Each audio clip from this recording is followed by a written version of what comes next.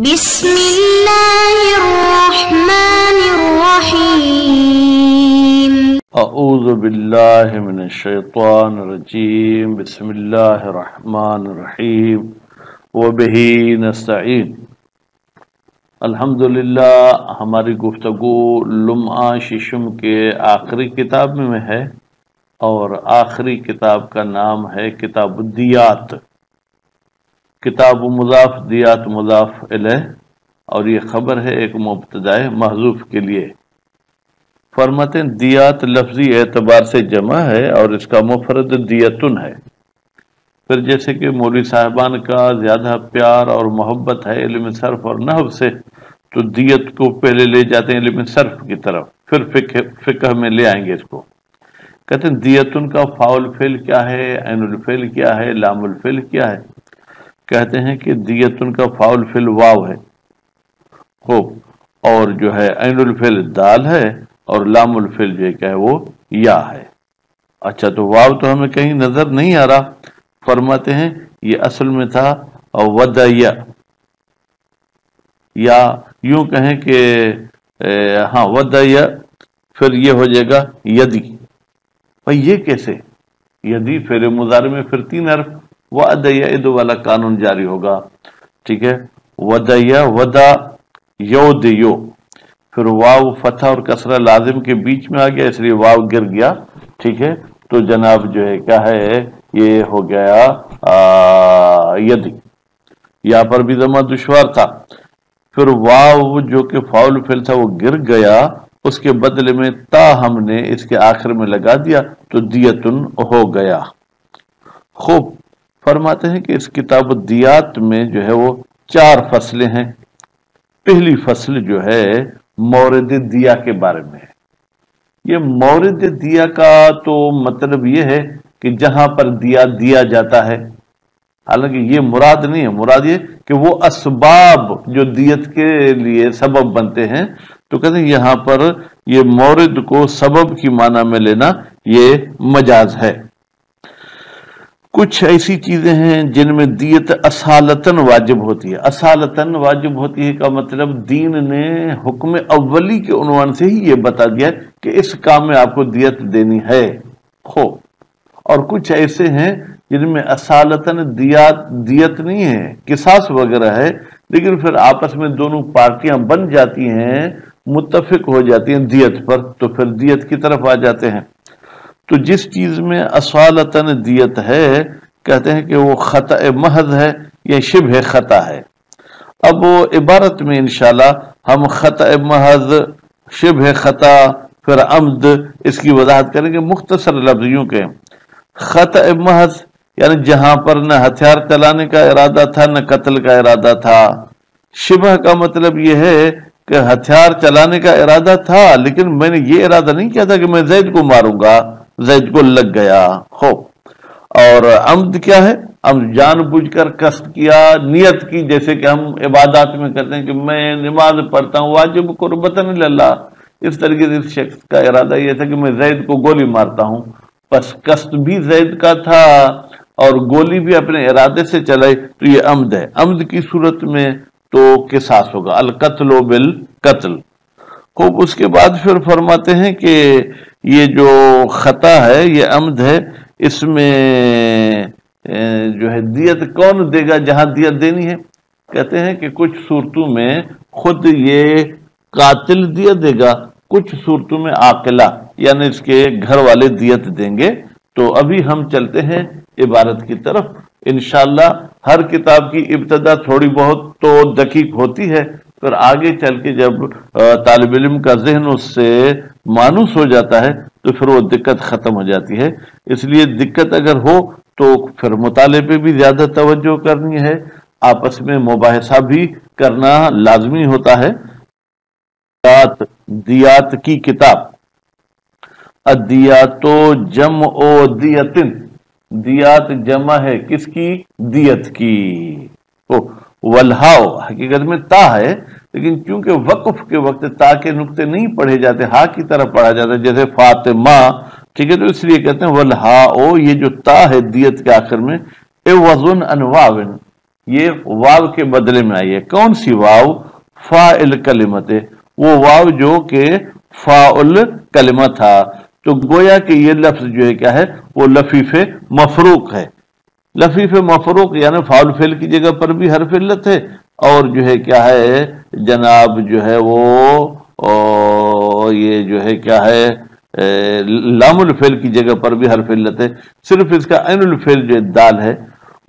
یقالو کہا جاتا ہے ودیت القتیل، میں نے مقتول کی دیت ادا کر دی.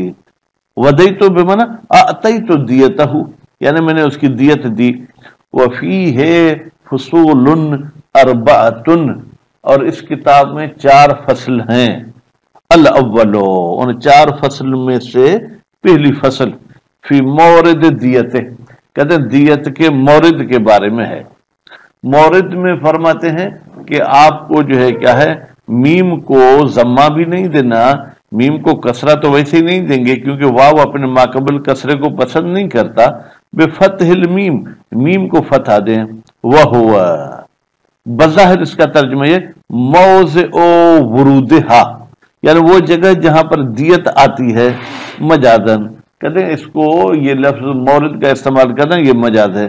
والمراد، اس لیے کہ یہاں پر ہم موضع کو بیان نہیں کرنا چاہتے بلکہ مراد ہمارے بیان و ما، ہم بیان کریں ان اسباب کو تجب فیہ دیت، جن میں یا جن کی وجہ سے دیت واجب ہوتی ہے. من انواع القتل، قتل کے اقسام میں سے. انما تثبت دیتو، بتحقیق دیت ثابت ہوتی ہے بالاصالت، اصالت یعنی کیا؟ قانون اولی کے مطابق.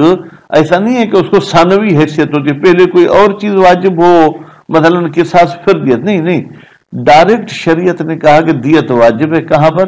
فی الخطأ المحض، خالص خطا میں. وشبہ الخطأ، اور جو خطا کے ساتھ شباہت رکھتا ہے. وہو العمد الذی یشبہ الخطأ، یہ شبہ خطا کیا ہے؟ یعنی گولی چلانے میں تو آپ کا ارادہ تھا لیکن یہ خطا کے ساتھ شباہت رکھتا ہے. وَاعْتَرَضَ بِالْأَصَالَةِ، مصنف صاحب نے اصالت کا لفظ کہہ کر اعتراض کیا ہے اما اس مورد سے لو وجبت، جہاں پر دیت واجب ہو، صلحن، شریعت نے واجب نہیں کی، انہوں نے آپس میں صلح کیا جس کی وجہ سے دیت واجب ہو گئی. فَإِنَّهَا، بتحقیق یہ دیت جو صلح کی وجہ سے واجب ہوتی ہے، تَقَعُ حِينَئِذٍ عَنِ الْعَمْدِ، یہ واقع ہوتی ہے عمد والے قتل میں. فَالْأَوَّلُ سے مراد جو ہے کیا ہے جناب؟ وہ دیت جو اصالتاً واجب ہوتی ہے، وہ الخطأ المحض، وہ خطأ محض ہے. مثال دیں بھائی خطأ محض کیسے ہوتی ہے؟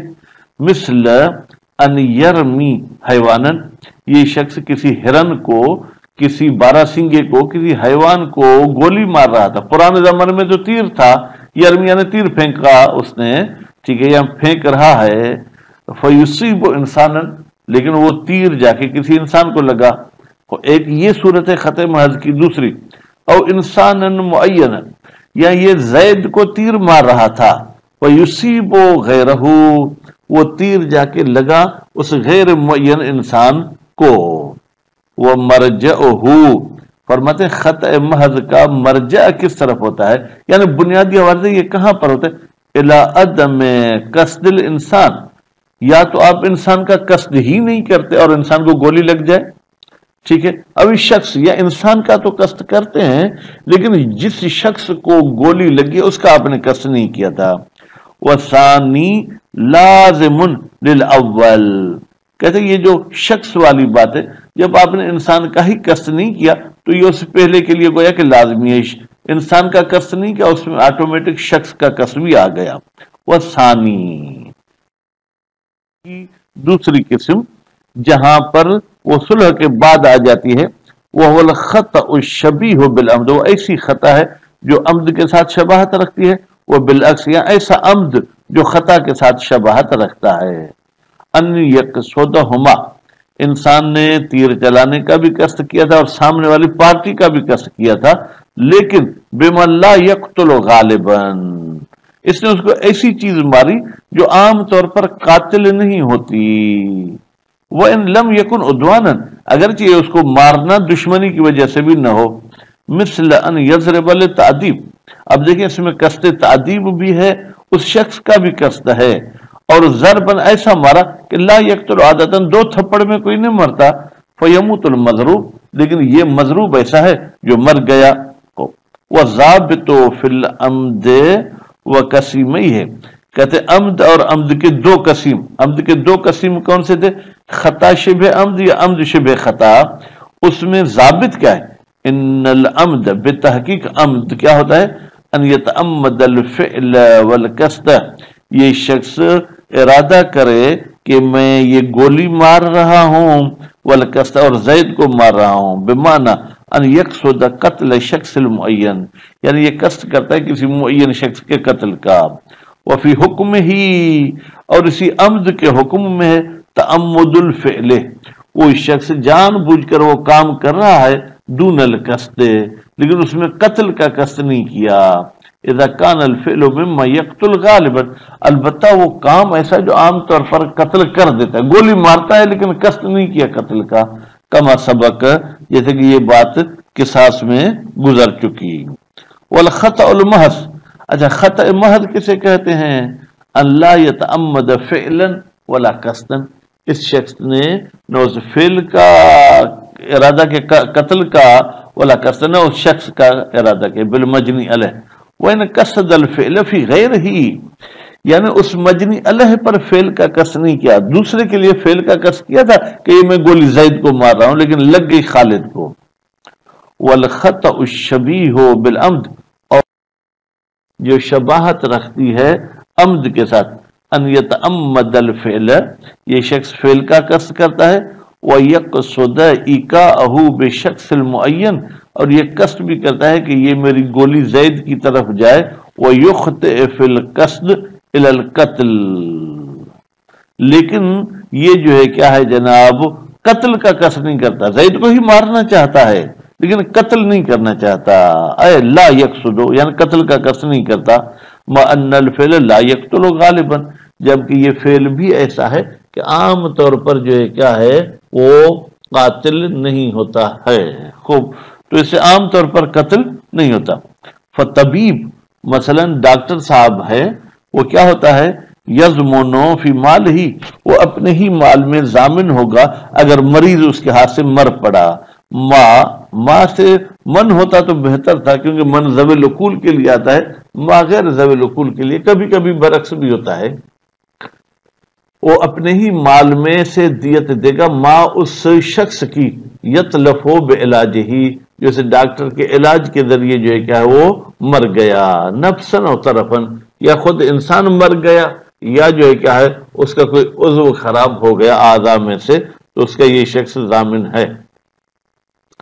لحصول تلف اس لیے کہ تلف تو حاصل ہوا نا کہ جان یا ایک عضو، المستند الی فعل ہی اور وہ تلف بھی ڈاکٹر کے فعل کی وجہ سے ہوا، کو ولا یطل دم امرئ مسلم، اچھا آپ کہیں کہ یہاں دیت نہیں ہوگی تو بھائی ایک مسلمان کے خون کی چھٹی ہو یعنی وہ ضائع ایسے بھی نہیں ہوتا ہے، خوب تو ڈاکٹر کیوں دے؟ ڈاکٹر کی فیملی یہ دیت دے، وَلِأَنَّهُ قَاصِدٌ إِلَى الْفِعْلِ اس لیے کہ یہ ڈاکٹر صاحب نے قصد تو کیا تھا کہ میں اس کو یہ انجیکشن لگاتا ہوں، مُخْطِئٌ فِي الْقَصْدِ البتہ وہ قصد میں خطا ہو گیا، اس نے کہا تھا میں اس کو بچاؤں گا وہ مر گیا، فَكَانَ فِعْلُهُ شَبِيهُ عَمْد تو یہ ڈاکٹر کا فعل شبیہ عمد ہے، وَإِنْ احتاط وَاجْتَهَدَ اگرچہ ڈاکٹر نے احتیاط بھی کی تھی اور ڈاکٹر نے پوری کوشش بھی کی تھی، وَأَذِنَ الْمَرِيضُ اور مریض نے بھی اجازت دی تھی کہ میرا علاج کرو،